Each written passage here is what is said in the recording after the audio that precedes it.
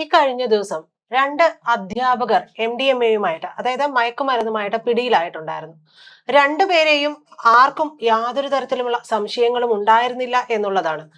ഈ ഒരു കോഴിക്കോട് വടകരയിൽ ലഹരി മരുന്ന് കേസിൽ ഇവര് ഉൾപ്പെടുമ്പോൾ സത്യത്തിൽ മറ്റുള്ള അധ്യാപകർക്കുമൊക്കെ വളരെ ഞെട്ടലാണ് ഉണ്ടായത്. കാരണം ഇരുവരും ദാമ്പത്യ ബന്ധമൊക്കെ പിരിഞ്ഞതിന് ശേഷം വലിയ വിഷമത്തിലായിരുന്നു എന്നും ഈ വിഷമം മറികടക്കുന്നതിന് രണ്ടുപേരും ഒരേ തൂവൽ പക്ഷികളായതുകൊണ്ട് തന്നെ രണ്ടുപേരും എപ്പോഴും ഒരുമിച്ച് ചേർന്ന് നടക്കുകയുമായിരുന്നു എന്നൊക്കെയായിരുന്നു ഇവർ പറഞ്ഞു വെച്ചുകൊണ്ടിരുന്ന നുണകൾ മുഴുവനും. ഇത് സ്വാഭാവികമായിട്ടും ആ സാഹചര്യം അതായതുകൊണ്ട് തന്നെ വിശ്വസിക്കുകയും ചെയ്തിട്ടുണ്ട്. പക്ഷെ ഈ അറസ്റ്റിലായിട്ടുള്ള ചെറുവാളൂർ സർക്കാർ LP സ്കൂളിനോട് ചേർന്നുള്ള ഓട്ടിസം സ്കൂളിലെ സ്പെഷ്യൽ എഡ്യൂക്കേറ്റർമാരാണ് ഈ ഒരു കാര്യങ്ങൾ ചെയ്തുകൊണ്ടിരുന്നത്. ഈ അധ്യാപകർ പിടിയിലാകുന്നതിന് മുമ്പ് ഇവരുടെ ഒരു ചെറിയ സിൽബന്തി പിടിയിലായിട്ടുണ്ടായിരുന്നു. ഈ സിൽബന്തിയെ ചോദ്യം ചെയ്യുമ്പോഴാണ് അധ്യാപകന്മാർ കൂടി പിടിയിലാകുന്ന സാധ്യതയിലേക്ക് വരുന്നതും. ഇരുവർക്കുമെതിരെ സഹ അധ്യാപകർക്ക് യാതൊരു തരത്തിലുമുള്ള സംശയം തോന്നാതിരുന്നത് മുൻപ് പറഞ്ഞതുപോലെയുള്ള വിഷയങ്ങൾ ഉണ്ടായിരുന്നതാണ്. ഈ പറയുന്ന പ്രതിസന്ധികളും കാര്യങ്ങളും ഒക്കെ പരസ്പരം പങ്കുവെച്ച് മുന്നോട്ട് പോകുന്ന രണ്ടുപേർ. പക്ഷേ ഇതിൽ ഞെട്ടിക്കുന്ന ഒരു കാര്യമുണ്ട്.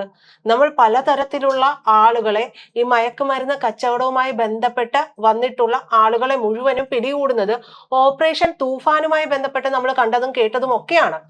അതിൽ ഇൻഫ്ലുവൻസേഴ്സ് ഉണ്ടായിട്ടുണ്ട്, സിനിമാ താരങ്ങളുടെ പേരുകൾ വന്നിട്ടുണ്ട്, ഇൻസ്റ്റാ ഇൻഫ്ലുവൻസേഴ്സ് ഉണ്ട്, അങ്ങനെ ഒരുപാട് തലങ്ങളിൽ പെട്ടിട്ടുള്ളവരുണ്ട്. പക്ഷെ അധ്യാപകർ പിടിയിലാകുമ്പോൾ അവിടെയാണ് ഇതിന്റെ ഒരു പ്രധാനപ്പെട്ട ചോദ്യം. നമ്മുടെ മക്കളുടെ ഭാവി അല്ലെ, ഇതിപ്പോ BRCയിലെ അധ്യാപകരാണ്, ഒരാൾ സഹ അധ്യാപികയായിരുന്നു. ഈ പറയുന്ന ആള് ഇതിൽ MA സൈക്കോളജി ബിരുദധാരിയാണ് കാവ്യ എന്ന് പറയുന്ന അധ്യാപിക. 2016 മുതൽ ഇവര് സ്പെഷ്യൽ എഡ്യൂക്കേറ്ററായിട്ട് ജോലി ചെയ്തു വരികയുമായിരുന്നു. 2 വർഷം മുമ്പ് ഉണ്ടായിട്ടുള്ള ഒരു വാഹനാപകടത്തില് ഗുരുതരമായിട്ട് കാവ്യക്ക് പരിക്കേൽക്കുന്നു. ഈ പരിക്കേറ്റ കാവ്യയെ ചികിത്സയ്ക്കായിട്ട് കോഴിക്കോട് ജില്ലയിലെ 15 BRCകളിൽ നിന്നുള്ള അധ്യാപകർ പിരിവെടുത്ത് ആ പിരിവ് പണമാണ് കൊടുത്തത് അവരെ സഹായിക്കാനായിട്ട് എന്നുള്ളതാണ്. എന്നാൽ അടുത്തിടെ സംശയാസ്പദമായ രീതിയിൽ ഇവര് BMW കാറൊക്കെ വാങ്ങുകയാണ് ചെയ്തത്. സ്വാഭാവികമായും വിദേശത്ത് ജോലി ചെയ്യുന്ന ഒരു സഹോദരന്റെ വാഹനമാണ് എന്നുള്ള നറേറ്റീവ് അവിടെ പറയുന്നു. വിദേശത്ത് അമ്മാവനുണ്ടോ, മകനുണ്ടോ, സഹോദരനുണ്ടോ എന്നൊന്നും ആരും ചിന്തിക്കാനോ അന്വേഷിക്കാനോ ഒന്നും പോകുന്നില്ല. പേരാമ്പ്ര BRCക്ക് കീഴിലെ താൽക്കാലിക അധ്യാപികയായിരുന്നു കീർത്തന. വിവിധ സ്കൂളുകളിലൊക്കെ കുട്ടികൾക്ക് കായിക പരിശീലനമൊക്കെ കൊടുക്കാനായിട്ട് പോയിക്കൊണ്ടിരുന്നവരാണ്. ഇവരാണ് ഈ കായിക പരിശീലനം കൊടുക്കാൻ പോകുന്നതിന്റെ വിടവുകൾ കേന്ദ്രീകരിച്ച് ഈ MDMA വിൽപ്പന നടത്തിക്കൊണ്ടിരുന്നത്. ഇവർക്ക് സംശയം തോന്നാതിരിക്കാനായിട്ട് മണി മ്യൂൾ എന്ന് പറയുന്ന രീതിയിൽ QR കോഡ് വഴി പണം കൊടുക്കുകയാണ് ചെയ്തുകൊണ്ടിരുന്നത്. 2000 മുതൽ ആണ് ഇതിന്റെ പണമിടപാടുകൾ തുടങ്ങിയിരുന്നത് എന്നാണ് പറയപ്പെടുന്നത്. പക്ഷേ നമ്മൾ അപ്പോഴും സംശയിക്കേണ്ടത്, നമ്മൾ പലപ്പോഴും പറയും സ്കൂളുകൾക്ക് സമീപം ലഹരി വസ്തുക്കൾ വിൽക്കരുത്, പുകയില വസ്തുക്കൾ വിൽക്കരുത് എന്നൊക്കെ പറയുന്നുണ്ട്. പക്ഷെ ആരറിയുന്നു നമ്മളുടെയൊക്കെ മക്കളെ പഠിപ്പിക്കാൻ വരുന്നവരുടെ കയ്യിൽ ഈ ലഹരി മരുന്ന് ഉണ്ട് എന്നും ഈ ലഹരി മരുന്ന് വിൽപ്പനയൊക്കെ ഇവർ ചെയ്യുന്നുണ്ട് എന്നുള്ളതും.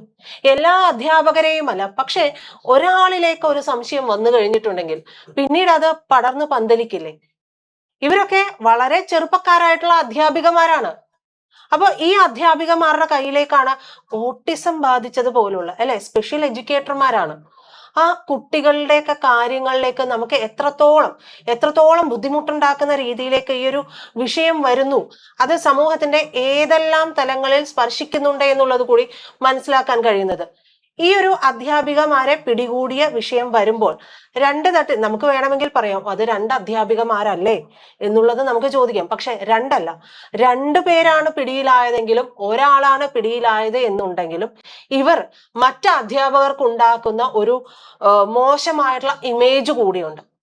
സാധാരണയായിട്ട് ഏതെല്ലാം നല്ല രീതിയിൽ കുട്ടികളോട് സംവദിക്കാമോ പ്രവർത്തിക്കാമോ അവർക്ക് എല്ലാം പറഞ്ഞു കൊടുക്കാമോ, അധ്യാപനം എന്നുള്ള വൃത്തി കൃത്യമായിട്ട് ചെയ്തു വരുന്ന അധ്യാപകരുണ്ട്. ഇതിൽ തന്നെ പെട്ടിട്ടുള്ള ഇതിനു മുമ്പ് അധ്യാപകർ മോശമായി പെരുമാറിയിട്ടുള്ള സാഹചര്യങ്ങളും വാർത്തകളും ഒക്കെ നമുക്കിടയിലേക്ക് വന്നിട്ടുണ്ട്. പക്ഷെ ഇത് വളരെ വിദഗ്ധമായിട്ട് നമ്മൾ ഡോക്ടേഴ്സിന്റെ ഇടയിൽ മയക്കുമരുന്ന് ഉപയോഗിക്കുന്നതുമായി ബന്ധപ്പെട്ടിട്ടുള്ള വാർത്തകൾ വന്നിട്ടുണ്ട്, എഞ്ചിനീയേഴ്സിന്റെ ഇടയിൽ വന്നിട്ടുണ്ട്. അങ്ങനെ സമൂഹത്തിന്റെ ഓരോരോ തലങ്ങളിലും ഉള്ളവരിലേക്ക് ഈ പറയുന്ന വിഷയങ്ങൾ ഉപയോഗിച്ചിട്ടുള്ളവര്, ഈ MDMA കൊണ്ടുപോകുന്നവരും അവരുടെ എന്താ പറയാ അവരുടെ വാഹകരുമായി മാറിയിട്ടുള്ള ഉദ്യോഗസ്ഥരുടെയും ഒക്കെ വരുമ്പോഴും നമ്മുടെ മനസ്സിൽ നിന്ന് നമ്മൾ ഒരല്പം ഗ്യാപ്പ് ഇട്ട് ഒരു ആം ഡിസ്റ്റൻസിൽ നിർത്തിയിട്ടുള്ളവരാണ് ഇവരെല്ലാം. ഈ അധ്യാപകർ എന്ന് പറയുന്ന വിശേഷണം നൽകി നമ്മൾ മാറ്റി നിർത്തപ്പെട്ടിട്ടുള്ളവർ. ഈ പൊതുവായിട്ട് ഈ രണ്ട് അധ്യാപകരും മറ്റുള്ള അധ്യാപകർക്ക് മോശമായിട്ടുള്ള ഒരു ഇമേജ് നേടിക്കൊടുക്കുന്നു എന്ന് പറയുമ്പോഴും ഇനി ഇവരുടെ ജോലി തന്നെ പോയിട്ടുണ്ട്. ജോലി പോകുന്നു എന്നുള്ളതല്ല, താൽക്കാലിക ജീവനക്കാരി ആയിരുന്നിട്ട് പോലും ഇവർ ഈ ഒരു കാര്യം ചെയ്യാൻ മുതിർന്നിട്ടുണ്ടെങ്കിൽ അതിന് അവർക്ക് എവിടെ നിന്നാണ് ഇത്രയും പിൻബലം കിട്ടുന്നത്? ഓപ്പറേഷൻ തൂഫാൻ നടന്നുകൊണ്ടിരിക്കുകയാണ്. സിനിമാ താരങ്ങളിലേക്കും ഒക്കെ കാര്യങ്ങൾ പോകുന്ന രീതിയിലേക്ക് പോകുന്നുണ്ട്. ഇൻഫ്ലുവൻസേഴ്സ് അറസ്റ്റിലായിട്ടുണ്ട്. പക്ഷെ അവർക്കൊക്കെ മുന്നേയും അറസ്റ്റിലായിട്ടുള്ള ഒരു പാരമ്പര്യമുണ്ട്. ഈ പാരമ്പര്യം, അതായത് ഒരു തവണ അറസ്റ്റിലായി കഴിഞ്ഞാൽ പിന്നെ ഒന്നും പേടിക്കാനില്ല എന്നുള്ള ഭയം, അതായത് ആ ഒരു ഭയം ഇല്ലാതെ ആയി പോയവർ വീണ്ടും ഇത് ചെയ്യുന്നുണ്ട്. അതേസമയം അധ്യാപകർ എന്ന് പറയുന്ന നിലയിലേക്ക് ഇവരെ കാണുകയും വിശ്വസിക്കുകയും ഒക്കെ ചെയ്യുകയും കായിക പരിശീലനം എന്നുള്ള രീതിയിൽ കുട്ടികളോട് ഇടപഴകുകയും ചെയ്യുമ്പോൾ ഈ കുട്ടികളിലേക്ക് കൂടി ഇത്തരത്തിലുള്ള കാര്യങ്ങൾ എത്തിക്കാൻ കുറച്ചുകൂടി എളുപ്പമല്ലേ? വിദ്യാർത്ഥികളിൽ നിന്ന് വിദ്യാർത്ഥികളിലേക്ക് ഇതിന്റെ ഒരു സപ്ലൈ ചെയിൻ പോകാനുള്ള സാധ്യതകൾ ഏറെയാണ്. മാത്രമല്ല, ഇതിപ്പോ പറഞ്ഞുകൊണ്ടിരിക്കുന്ന വാർത്തകളിൽ മുഴുവനും വരുന്നത് നമുക്കറിയാം ഇടനിലക്കാരാണ്. ഇടനിലക്കാരെ മാത്രം പിടികൂടുമ്പോഴാണ് ഈ അധ്യാപകർ ഉൾപ്പെടെ പിടിയിലാകുന്ന ഒരു സാഹചര്യം വരുന്നത്. എന്നാൽ അതിന് മുകളിലേക്ക് ഓപ്പറേഷൻ തൂഫാൻ പോകുന്നുണ്ടോ എന്നുള്ള ചോദ്യം ഉയരുന്നുണ്ട് സമൂഹത്തിന്റെ പല തലങ്ങളിൽ നിന്ന്. ഈ സമൂഹത്തിന്റെ പല തലങ്ങളിൽ നിന്ന് ഇത്തരത്തിലുള്ള ചോദ്യങ്ങൾ ഉയരുമ്പോഴാണ് ഇത് പൂർണ്ണമായും നടപ്പിലാക്കാനായിട്ട് സാധിക്കാൻ കഴിയുന്നുണ്ടോ എന്നുകൂടി നമുക്ക് ചോദിക്കേണ്ടി വരുന്നത്. ലഹരി വാങ്ങുന്നവരുമായിട്ട് ഇവർ നടത്തിയിട്ടുള്ള ഇടപാടുകളും വളരെ വിദഗ്ധമായിട്ടുള്ളതാണ് എന്ന് നമുക്ക് പറയാതിരിക്കാൻ പറ്റില്ല. ഓപ്പറേഷൻ തൂഫാനുമായി ബന്ധപ്പെട്ടിട്ട് ഈ പറയുന്ന ആളുകളെയൊക്കെ അറസ്റ്റ് ചെയ്യുമ്പോഴും ഇത് എല്ലാവരിലേക്കും പോകുന്നുണ്ട്, അതായത് ഇതിന് മുകളിലേക്കുള്ളവരിലേക്ക് പോകുന്നുണ്ടോ എന്നുള്ള ഒരു ചോദ്യം സമൂഹത്തിന്റെ വിവിധ തലങ്ങളിൽ നിന്ന് ഉയർന്നു വരുന്നുണ്ട്. അത് നമുക്ക് തെറ്റ് പറയാനായിട്ട് സാധിക്കില്ല. പക്ഷെ നോക്കൂ, ഇവര് എത്ര വിദഗ്ധമായിട്ടാണ് ഈ ഒരു കാര്യങ്ങൾ ചെയ്തുകൊണ്ടിരുന്നത് എന്നുള്ളത് കൂടി മനസ്സിലാക്കുമ്പോഴാണ് ഇതിന്റെ ഒരു വ്യാപ്തി നമുക്ക് മനസ്സിലാകുന്നത്. ഗൂഗിൾ പേ വഴിയോ അല്ലെങ്കിൽ അക്കൗണ്ട് വഴിയോ 2000 രൂപ അയച്ചു നൽകുമ്പോൾ ലഹരി ഒളിപ്പിച്ചു വെച്ചിരിക്കുന്ന സ്ഥലത്തിന്റെ ലൊക്കേഷൻ ഇവർ ഉപഭോക്താക്കൾക്ക് അയച്ചു കൊടുക്കും. ലൊക്കേഷനുകളിൽ എത്തുന്നവർക്ക് സംഘത്തിലെ മറ്റൊരാൾ ഈ ഒരു ലഹരി കൈമാറുകയാണ് ചെയ്യുന്നത്. കീർത്തന അറസ്റ്റിലായിട്ടുള്ള വിവരവും ബാങ്ക് അക്കൗണ്ടുകൾ പരിശോധിക്കുന്ന കാര്യമൊക്കെ പുറത്തു വന്നതോടുകൂടി കാവ്യക്ക് വല്ലാത്തൊരു അതായത് ഒരു സംഭ്രമം ഉണ്ടാകുന്നു എന്ന് പറയില്ലേ. കൂട്ടത്തിൽ ഒരാൾ അറസ്റ്റ് ചെയ്യപ്പെട്ടു, അപ്പൊ മറ്റൊരാൾ ഉണ്ടാകുമോ, എന്നിലേക്ക് ഇത് വരുമോ എന്നുള്ള ഒരു ആശങ്ക അവർക്കുണ്ടായി.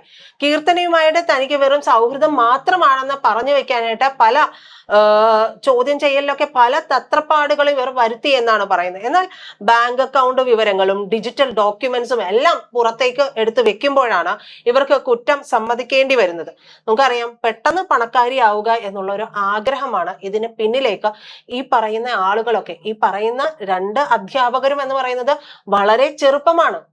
ചെറുപ്പത്തിൽ വളരെ പെട്ടെന്ന് എങ്ങനെയെങ്കിലും പണമുണ്ടാക്കുക, അടിച്ചു പൊളിച്ച് ജീവിക്കുക എന്നുള്ളത് തന്നെയാണ് ഇവരുടെ ലക്ഷ്യവും. അത് തന്നെയാണ് ഇവർക്ക് ഉണ്ടായിരുന്നത് എന്നുള്ളത് ഇവര് പോലീസിനോട് തുറന്ന് സമ്മതിക്കുക കൂടെ ചെയ്തിട്ടുണ്ട്. വിദേശത്ത് നിന്നും മറ്റു സംസ്ഥാനങ്ങളിൽ നിന്നുമൊക്കെ വൻതോതിൽ ലഹരി എത്തിക്കുന്ന വൻകിട റാക്കറ്റുകളുമായിട്ട് കീർത്തനയ്ക്ക് വലിയ ബന്ധമുണ്ട് എന്നുള്ള വാർത്തകൾ കൂടി വരുന്നുണ്ട്. ഈ പറയുന്ന കീർത്തനയ്ക്കൊപ്പം തന്നെയാണ് കാവ്യയുടെ കാര്യവും പറയുന്നത്. അപ്പോൾ ഇവര് ഇത്രയും സുരക്ഷിതമായിട്ട് ഇത്രയും വളരെ പ്രാക്ടിക്കലായിട്ട് അല്ലെ, വളരെ കൃത്യമായി ആസൂത്രണം ചെയ്ത് ഈ ഒരു ലഹരി വിൽപ്പന നടത്തുന്നുണ്ട് എന്നുണ്ടെങ്കിൽ ഉറപ്പാണ് ഇതിന് മുകളിൽ മറ്റൊരു വമ്പനുണ്ട്. ആ വമ്പനിലേക്കാണ് ഇനി അന്വേഷണം പോകേണ്ടത്. ഇപ്പൊ ഓപ്പറേഷൻ തൂഫാനുമായി ബന്ധപ്പെട്ടിട്ട് പെരുമ്പാവൂർ അടക്കമുള്ള പല സ്ഥലങ്ങളിലും ഒക്കെ പോലീസ് വലവരിക്കുകയും പോലീസ് പലരെയും പിടികൂടുകയും ഒക്കെ ചെയ്തിട്ടുണ്ട്. ഏതാണ് പൂർണ്ണമായിട്ടുള്ള രീതിയിൽ തന്നെ ഇടനിലക്കാർ പിടിയിലായിട്ടുണ്ട്.